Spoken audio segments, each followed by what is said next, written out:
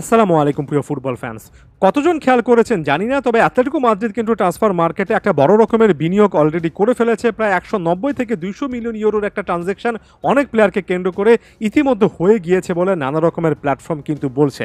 আমরা এই মুহূর্তে এই টাইপের প্ল্যাটফর্মগুলোতে হুলিয়ান আলভারেজ সংক্রান্ত অনেক আলোচনা করছি, তবে একই সঙ্গে এই জিনিসটাও মাথায় রাখবেন, ইউরোতে খুবই ভালো পারফরমেন্স করা স্প্যানিশ ডিফেন্ডার লে নরম্যান্ড কিন্তু এই ক্লাবটাতে এসেছেন।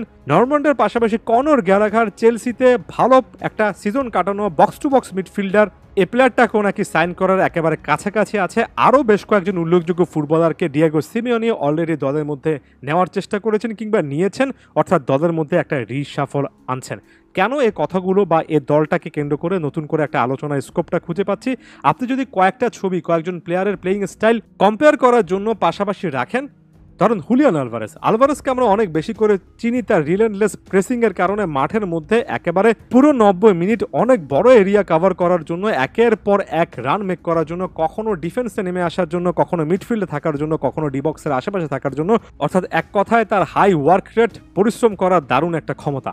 কনর গ্যালাঘার যে প্লেয়ারটাকে আসলে এই দলটা খুব ভালোভাবে টার্গেট করছে এবং যিনি নাকি মৌখিক একটা টার্মসে অলরেডি অ্যাগ্রি করেছেন যখন আমি ভিডিওটা রেকর্ড করছি সে মুহূর্তে পর্যন্ত, তিনি কিন্তু এমন একজন বক্স টু বক্স মিডফিল্ডার যিনি কিনা গত সিজনেও দেখিয়েছেন হাই ওয়ার্ক রেট কাকে বলে, পরিশ্রম করে খেলা কাকে বলে, একই সঙ্গে আগ্রাসী একটা মনোভাবও দেখিয়েছেন এবং সব মিলিয়ে এটা খুবই খাপে খাপে মিলে যায়। এই জিনিসটা ভুলে যাবেন না যে রড্রিগো ডিপদের মতো একটা প্রোফাইলও কিন্তু এই মধ্যে অ্যাথলেটিক মিডফিল্ডে আছে।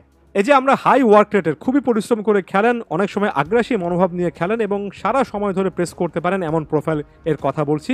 যখনই আমরা হুলিয়ান আলভারেজকে এমন একটা প্রোফাইল হিসেবে চিন্তা করি, একটা জিনিস সবসময় মাথায় রাখবেন যে সকলের উপরে কেউ না কেউ থাকেন। আর আপনি যদি একজন ফাইনাল থার্ডের প্লেয়ারের হাই ওয়ার্ক রেট নিয়ে আলোচনা করতে চান, তার ডিফেন্সিভ ওয়ার্ক নিয়ে কথাবার্তা বলতে চান, কি পরিমাণ তিনি পরিশ্রম করে খেলেন, সোজা বাংলা এটা নিয়ে বলতে চান, তাহলে আন্তোয়ান গ্রিজমান এটা এমন একটা বিশাল নাম।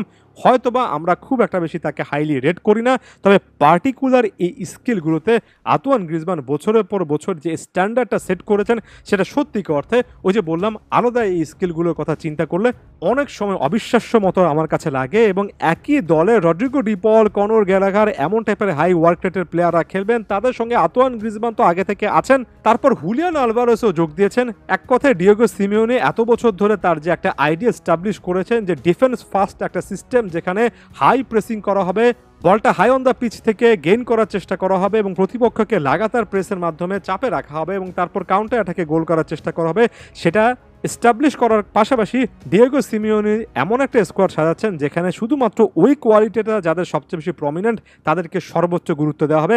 এক কথায় ডিয়েগো সিমিওনি তার মেন্টালিটির প্লেয়ারদেরকে নিয়ে একটা দল তৈরি করার একটা বার্তা এবারে ট্রান্সফার উইন্ডোতে অলরেডি কিন্তু দিয়ে রেখেছেন। জানি অনেক নেগেটিভ পয়েন্ট নিয়েও কিন্তু আলোচনা করা যায়, তবে আপনি যখন ফাইনাল থার্ডে একজন আন্তোয়ান গ্রিজমান এবং হুলিয়ান আলভারেজকে একই সঙ্গে খেলতে দেখবেন এবং তাদের মধ্যে যদি একটা জুটি তৈরি হয়, একটা যদি কানেকশন তৈরি হয়, এবং আমি খুবই খুবই গুরুত্বপূর্ণভাবে এখানে বন্ডিংটা বা ওই যোগাযোগটার কথা বলবো, সেটা যদি তৈরি হয় তাহলে একটা দলে এমন দুজন প্লেয়ার রয়েছেন, এমন দুজন অ্যাটাকার রয়েছেন যারা অ্যাটাকে ভালো এবং সুযোগ পেলে গোল করতে পারেন এবং একই সঙ্গে যখন বল পায়ে থাকে না তখন তারা অনেকটুকু নিচে নেমে এসে অনেক এরিয়া কভার করতে পারেন। ডিয়েগো সিমিওনি এতদিন ধরে যে আইডিয়ার কথাটা বলে এসেছেন বা যে আইডিয়া নিয়ে কাজ করেছেন সেটাতে পারফেক্টলি কাজ করতে পারেন এমন একটা ডুও কিন্তু এই আন্তোয়ান গ্রিজমান হতে পারেন।